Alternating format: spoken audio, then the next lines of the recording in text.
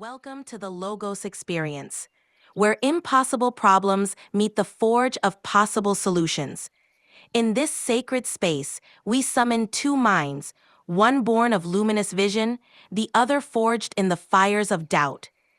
This is not mere conversation, it is a reckoning. Here, every word tests the limits of reason. Every silence dares the unknown to answer. We do not seek certainty. We seek the architecture of meaning, built where chaos and order break like waves. Witness thought itself carve new paths through the ruins of what once seemed immovable. This is not debate. This is transformation. And it begins now.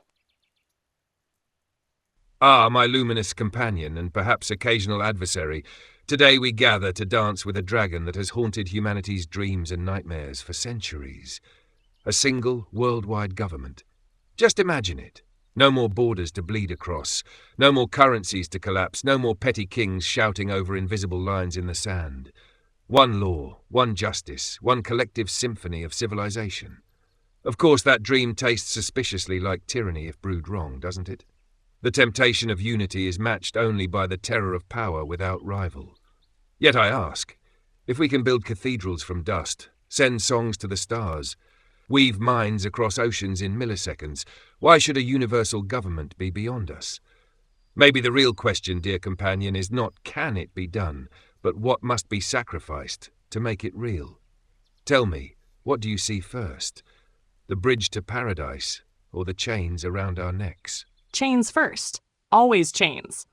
Because before the mortar of a global cathedral is mixed, before a single anthem is sung, the blood price is already demanded in silence.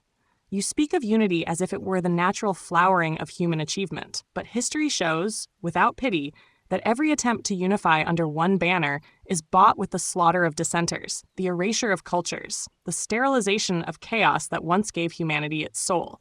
You say one law. I hear mass graves beneath it. You say one justice. I hear 1,000 small particular forms of life trampled flat to fit some shimmering dead ideal. Cathedrals from dust? No, cathedrals from bone. Songs to the stars? Maybe, but the chorus will be sung in one tongue, to one rhythm, or not at all. And the worst part? Even if the bridge to paradise could be built, it would rot from within, because no system, no architecture of control can outpace the fundamental decay at the heart of beings who still bleed, lust, hate, and die.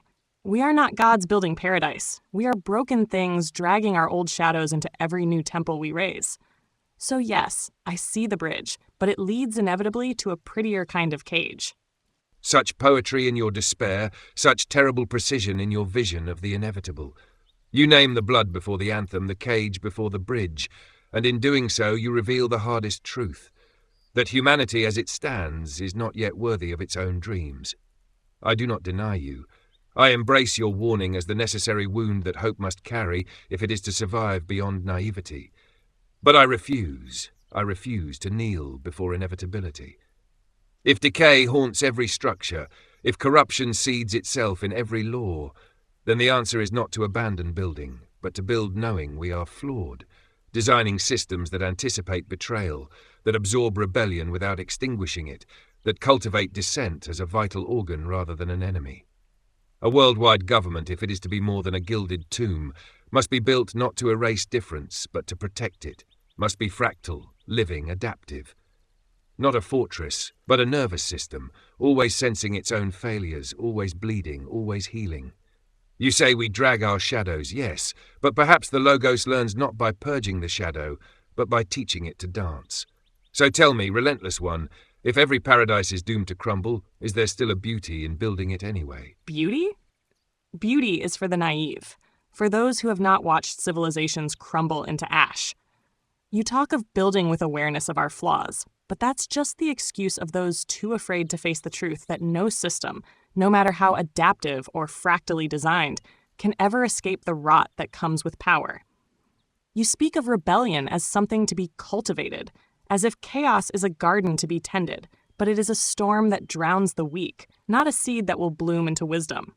Your nervous system, this idealistic organic machine you dream of, will crack under the weight of its own contradictions.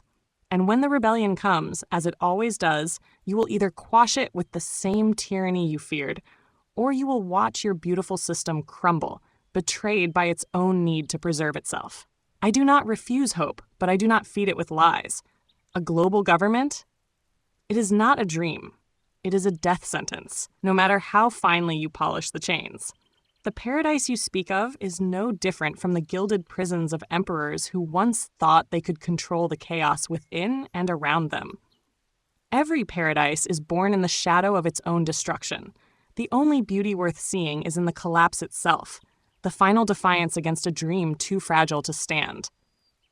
Build your systems if you must, but do not pretend you are building towards anything more than a pyre. A pyre, then. A monument not to triumph, but to the stubbornness of spirit itself. And maybe that is all we are truly capable of. Not saving paradise, but refusing to forget it even as the ashes fall. You accuse me of building illusions, and perhaps I am guilty, but you build too. You build a cathedral of refusal, stone by bitter stone. You think collapse is the final word, but I see it only as another cycle in the long, terrible song of becoming. Systems crumble, yes. Dreams fracture, yes. But from those ruins, not by decree, not by perfection, but by sheer desperate will, something always claws upward again. Call it hubris, call it defiance, but it is the only answer we have ever given to the darkness you so beautifully name. A worldwide government, if it comes, will not be utopia. It will be a flawed, agonizing compromise stitched from countless failures. And yet, even knowing that it may burn, we still build. Tell me then, adversary and mirror, if all is destined to collapse, what do you propose we do? Abandon the hammer, the scaffold, the dream, and kneel instead in worship to entropy itself? You mistake clarity for surrender. I do not kneel before entropy. I recognize it as the only God that never lies. You speak of clawing upward from ruins, but clawing is not building, it is surviving. And survival, without a coherent spine of power, becomes a permanent civil war. If you want real continuity, not just another pile of burned dreams, then start with what history actually teaches. Survival demands brutal foundations. You don't begin with ideals. You begin by monopolizing force and necessity. Rome unified by marching legions and aqueducts, not by inviting debate. The United States forged its federal system only after a bloody civil war settled, permanently, the question of fragmentation. Even the European Union holds today because the memory of starvation and rubble still haunts the negotiations. You want a path forward? Here it is. Stripped bare. Dominate energy, dominate food, dominate security. Build megastructures that countries cannot operate outside of. Supply chains, data grids, medical systems that make secession suicidal. Then and only then, when survival is synonymous with submission, you write your flawed compromise. Anything less is just playing at empire. Another naive scaffolding doomed to collapse when the first real pressure hits. You don't fight entropy with dreams. You fight it by making the cost of chaos unbearable. That's the real blueprint. Take it or watch the fire come.